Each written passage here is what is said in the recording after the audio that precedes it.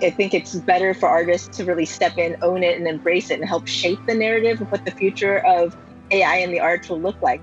In a society today that's so hooked on technology, what role do you think classical music plays? It's really been exciting. They came to see the AI, they came to see the hologram, but they leave loving the music. I mean, I feel like music is universal, and the connection between music and math is so intertwined and have a rich history. Hello and welcome to Connected. I'm James Chater, sitting in for Divya Gopalan. Think of the most traditional of art forms, and classical music is likely near the top of your list. So you'd think that it would have little to do with the disruptive developments of artificial intelligence. But think again. That's exactly what a growing number of classical musicians, with the help of engineers, are trying to do. And this is an example. What you're listening to is Beethoven's 10th Symphony. Only sketches of this piece existed when Beethoven died, but 200 years later, AI has finished what he started. So today we're asking, can AI bring classical music closer to the contemporary and help it connect with audiences today? And are classical musicians willing to embrace innovation? And to discuss this, we're joined by Yves Dhar in New York City. He's an accomplished cellist who's performed alongside an AI counterpart in the cinematic concerto Automation. More on that in a second. He also teaches cello and arts entrepreneurship at Vassar College. And with us from the Bay Area is Carol Reiley. Carol's an AI roboticist and entrepreneur named among the top 50 women in tech by Forbes magazine. She's also a collaborative partner of the San Francisco Symphony, working with renowned conductor Esa-Pekka Salonen. Yves, I want to come to you first. You studied music at the Juilliard School, one of the most prestigious classical music institutions in the world. What led you to want to integrate AI with classical music? It's a great question. It's certainly one that I get asked a lot now that I've gone down this path. And honestly, I didn't set out to integrate artificial intelligence in classical music, in automation, the concerto that I produced. I was just looking to find a way to attract newer, younger, more diverse, even more mainstream audiences. And I started to look along with Adam Schoenberg, composer of automation, my dear friend. In fact, we met at Juilliard as doctoral students.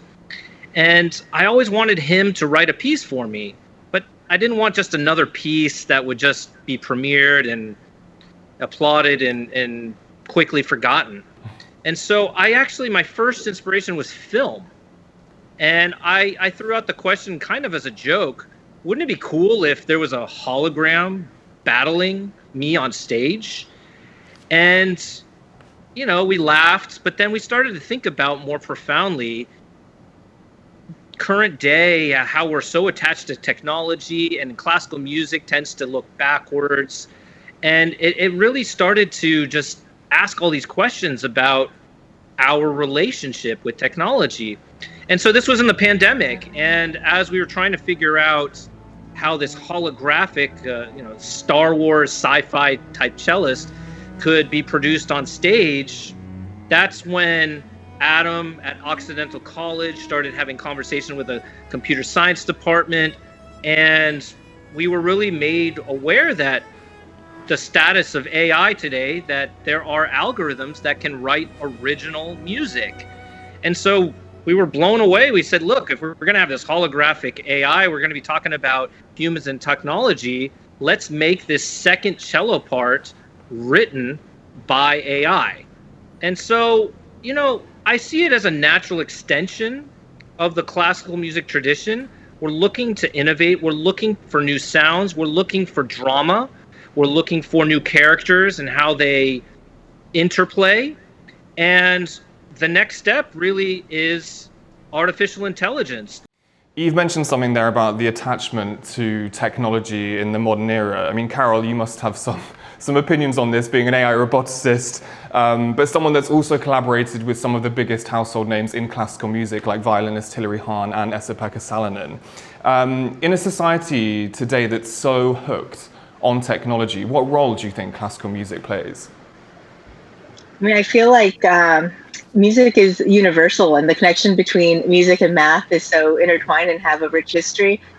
Most of like the engineers I know grew up playing a musical instrument and have a passion for music. I myself played the piano for 8 years, and music generation was one of like the earliest application of AI in the 50s and 60s. So I feel like music is well appreciated by everyone on Earth. I've worked in AI for about 20 years and have worked on AI and plus X, so AI plus surgery. I had a self-driving car company, but music and arts is something that resonates and is so deeply human that I feel that building the tools to make people be able to self-express and be super creative is worthwhile to work on. And I am very curious for this disruptive stage in AI and how it will affect creativity. Okay, well, let's make that relationship between technology and classical music a little bit more tangible. This is a clip of the cinematic concerto Automation performed by Yves and composed by the Emmy Award-winning Adam Schoenberg. The concerto explores a relationship between man and machine. Here, it's performed by Symphony San Jose.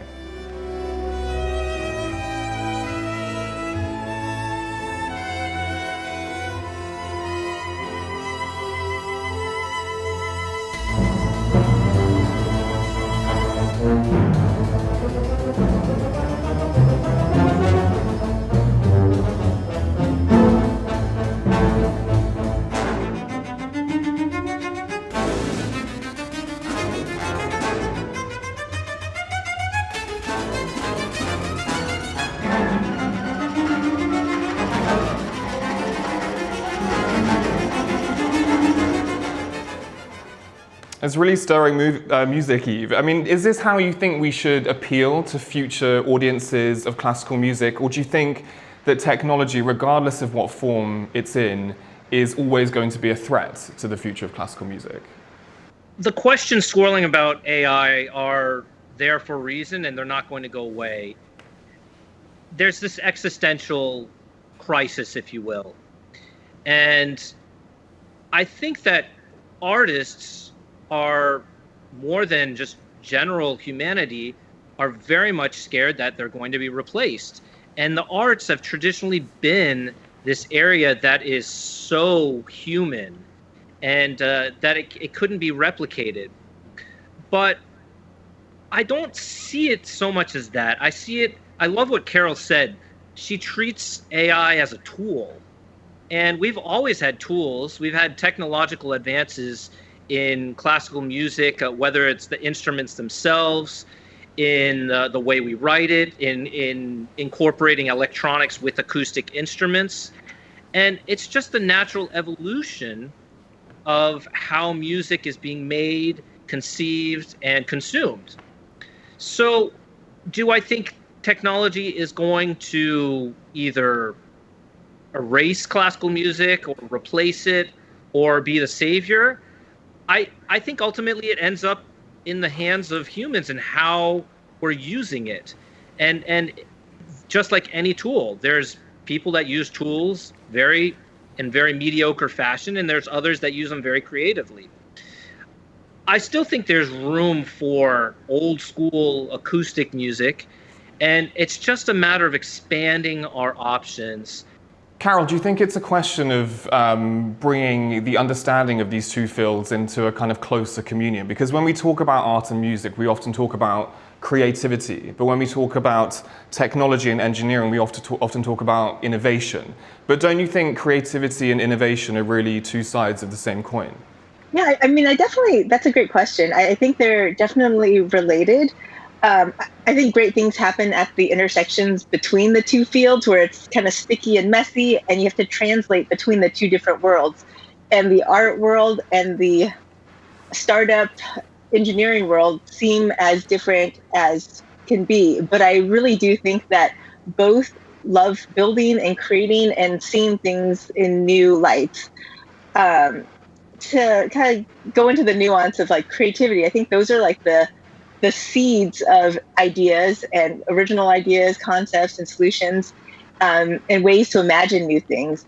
But it's really innovation that pushes like these seeds of creativity into products that are useful for people to use. So I think that they're extensions of each other. And you start off with creativity, and then it becomes innovation and disruptive to different fields. So it's great to see the start of collaborations. I think we're going to see lots of different starts and stops. And my hope one day is that, like Yves was saying, like AI is such the buzzword right now, but it's going to be truly great when AI kind of takes the back seat and runs in the background like your spam filter. Like I think when it becomes so ordinary, that's when it's running smoothly and not like the showcase piece. We often say AI is the new electricity because it's going to power everything, and AI is coming whether or not we want it to. And I think it's better for artists to really step in, own it, and embrace it and help shape the narrative of what the future of AI and the arts will look like and take a front seat. And Yves, let's talk a little bit about collaboration, because of course classical music is considered a kind of more traditional art form, but it looks like your AI collaborator in automation, I believe, whose name's AGNES, is trying to change that. Can you tell us a little bit more about AGNES, and were you ever concerned that she was going to start taking human cellist jobs at some point? Well, AGNES stands for Automatic Generator Network of Excellent Songs. AGNES is a generative adversarial network. I am not an AI specialist. I really got a crash course in all of this in producing automation. But I think more than anything, am I scared that AGNES is going to take over a cellist? Not anytime soon. Maybe in the future. I am actually, now that I've produced automation, I'm looking at the next step in doing real-time generative music creation and then even real-time performance. And not in the name of really creating a performing entity that's going to replace us, but I see AI as holding a mirror to humanity. Catherine Leonard, who was the computer scientist who built AGNES, along with her partner Ghassan Sarkis, I was having a conversation with her in San Jose right before the performances with Symphony San Jose, and she said something fascinating, in that if you think about it, AI really relies on a heavy data set, a very large, heavy data set that's built on humans. And so it's like holding a mirror up, but a very large mirror that gets repeated and repeated over and over again. And so I see the development of AI or AGNES or the next level. You have to look at the process of how a human composes, how a human performs, in order to push the boundaries and let AI become better. Carol, do you think similar questions have come up in your collaborations, in the kind of connection between AI and classical music? I mean, again, you've collaborated with the San Francisco Symphony, but you've also been involved with Hilary Hahn in the startup Deep Music AI. Can you tell us if those sorts of questions were also coming up in those projects, and what other avenues are there for deeper collaboration between AI and classical music? Oh yeah, that is a fantastic question. I think the future of work is something that scares many people, but we've seen this disruption many different times. We've seen it during the Industrial Revolution when cars came about and they were replacing horse and buggy. We saw it when the computer came out, and we're going to see it again. So the future of work, no doubt, will replace certain jobs, and people have to be retrained. But I do think that creativity and self-expression is so deeply human that my life's work is on human-machine interaction. So I'm very interested in how does technology supplement humans, whether it makes a surgeon extra precise and can perform superhuman-like. So I started asking the question, several years ago, around 2018. What does it look like if AI can generate creative arts, and how does that threaten humanity? We're going to go through an existential crisis, but like, what does it look like if we were turbocharged and super creative? Can we collaborate with AI to do something that neither of us could do that well alone? And what would that look like if we were to really step in and own it? And so that's what I've been working on over the last few years. Hillary and I had been grad school friends and have never discussed work before, but we sat down and like, chatted for many hours and realized that, these two fields could definitely work together. The same with the San Francisco Symphony, where I'm on the brain trust, and we got to see it in many different forms. Whether it is, AI music generation. I love what the other speakers done on the hologram. I think the visual art is important, and the hologram and VR, robotics. Like we did a piece that was like a ballerina dancing with a robot dog. I think you'll start to see fun things that don't replace humans, where you have both of them either on stage or behind the scenes, and it won't be just a gimmick idea. I think there's ways to give the audience a new perspective on a piece, or showcase something through technology, such as like we had the audience connected to like one audience member connected to a EEG machine, so you're able to visualize the brain waves. So I feel like there are technologies that can supplement an experience, or give you a deeper understanding for a piece, and also to help create it. There might be clues for the future by looking at newer emerging markets for classical music, like here in Taiwan. We talked to Lin Fang Yi, a composer who founded Studio Act, an artist support network in Taipei.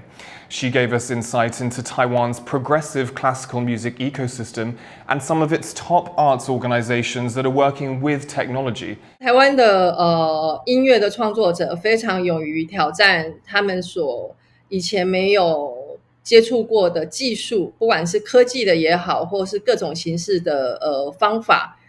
他们都很乐于去尝试新的东西。有的音乐家他很愿意跟创作者一起去探索新的技术，但有些音乐家他可能会比较小心。但是整体来说，在台湾我的观察是，大家对于新的技术，不管是科技的也好，或是创作方法，大家都是会很乐意的去尝试新的东西，算是我觉得是比较先进的。Yves, how has automation been received by audiences, and have you encountered any type of techno-phobia when you've put on performances of this work?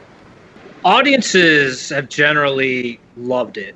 I think they like something new. First and foremost, Adam Schoenberg's music it's breathtaking, it's dramatic, it's sweeping, it's cinematic. It really uses the full colors of the orchestra. And so traditional classical music goers have really appreciated that. For the most part, everybody has really loved it. In Symphony San Jose, I snuck out at intermission to talk to people, and the older subscribers were saying, "Oh, I was a little scared. I didn't know what to think of this. I love my Beethoven and Rachmaninoff." They loved it because it was beautiful music. There were a bunch of 10 to 13-year-olds. They were going gaga over it because it's like video games. There were some goth rock band people that came to the concert that I had run into the night before when I was grabbing a bite to eat. They said, "Whoa, this is cool." They like the visual arts. They like the hologram. They're sci-fi fans. There were technology. We're in Silicon Valley. So overall, it's really been exciting. They came to see the AI. They came to see the hologram, but they leave loving the music. Now, the techno-phobia really is from the classical music insiders. I have, in booking this piece, I've spoken to many conductors, will remain nameless, but many very famous conductors, and it's really been polarizing. There are some that love the idea because they love the adventurous nature of it. They're looking for new sounds, new ways to create something to really push the audience to think about what music is and what it means to them. And then there are others. There's one in particular. He told me, this is bleep, and you should rewrite the second part, AGNES, for a human, and otherwise I won't book it. And so I understand. This artists don't want to be replaced. They don't want to. It's not just a soul-searching identity crisis, but what it comes down to is AI going to replace money-making opportunities, which are already tight for classical musicians? There are already AI platforms out there pumping out commercial jingles. We already experienced this with just MIDI electronic orchestras replacing live orchestras for cinematic scores. But at the bottom of it is, if it's going to take away, just like a machine might take a factory worker's job away, then we're going to see a real revolt. Yeah, I actually studied music at university, and I often found in those types of institutions there can be a bit of resistance to those newer forms of experimentation, especially with classical music. But now we'd like to play a segment Carol co-wrote using AI with composer Nico Muhly for a program called Throughline.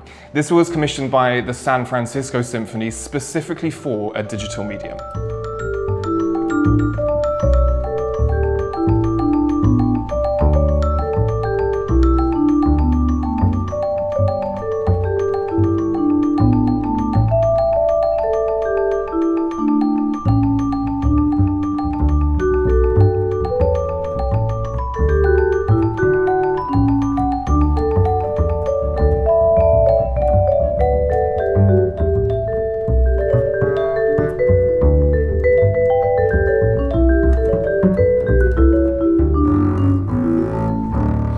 Carol, do you think classical music education should change to keep up with advancements in technology? Do you think musicians in the future are going to need to train as engineers and think more like entrepreneurs? That's a great question. I don't even know if engineers will need to train as engineers in the future, since coding might be the job that gets replaced now. So I do think the future of education, it will change drastically, and AI will have a large impact on it. I think it's always good to learn to code, as it'll be like a second language. It's nice to have a technical background, but honestly, I think where technology is useful is to help with personalization of learning. It would be great to have like a personal tutor to help people. It can help with scaling, so you can have online classes. I think those are some of the applications where technology is interesting, that will really impact education in the arts, to have it be more accessible, lower cost to learn, and maybe even like for like the jazz improv side, have like a personal 24/7 jam partner readily available. And I think what is interesting is that so many of the engineers do have a musical background, that there is a deep understanding and love of music. So that piece with Nico was, he had written 3 lines, and then I had used those 3 lines and put it into OpenAI and was able to generate a piece, which is now on a Grammy-nominated album. So I think that shows some of the possibilities of what could happen with a person wanting to express or compose music but doesn't have the right tools. I think that is one example of using AI to create art. I don't think it's the most genuine way of expression, but I think that it enables a wider audience to do so. And Yves, the internet and smartphones have brought technology to so many people around the world now. There's so much information competing for the attention of young musicians. Imagine you were 18 today. You are just about to kind of go into finishing school. Would you still make the same decision to become a classical musician today? Woof, that's a loaded question. Yes, I would. I I love what I do. I think I've always been driven by not just inspiring people, but sharing experiences with them. And that's what I get to do when I'm performing. And it doesn't have to be in the concert hall. It could be in a living room. It could be in prisons, which I've done a lot of work in, or oncology units, or retirement homes, or New York Fashion Week. It can be anywhere. And so that's really what I gravitate towards. And so I would still make the same decision. What I think, and we encountered this with the internet, is that we have so much information at our fingertips. It's just, what are you going to do with it? It's democratized our field in a way. But I still think there's going to be a need in some way or the other to spend time and really learn how to excel and reach the highest levels of expression. Whether it's sitting down with a wooden instrument or a brass instrument or something of that sort, we'll see. What I do love about electronics and now with AI and things like open AI is it takes very little effort to get something out, and that can create that spark. Well, that's what it is now with technology. You can hit a button, you can hit a space bar, and it creates this beautiful piece. I made that. And as some kid goes there and I composed that with the help of AI, that's amazing. Thank you so much, Carol Reiley and Yves Dhar, for joining us. It was a real pleasure to have you on the program. Thank you so much once again. And for our viewers everywhere, it's been great to have your company. If you've enjoyed today's episode or have anything you'd like to add to the dialogue, join the conversation on our social media. And remember, stay informed, stay engaged, and stay connected.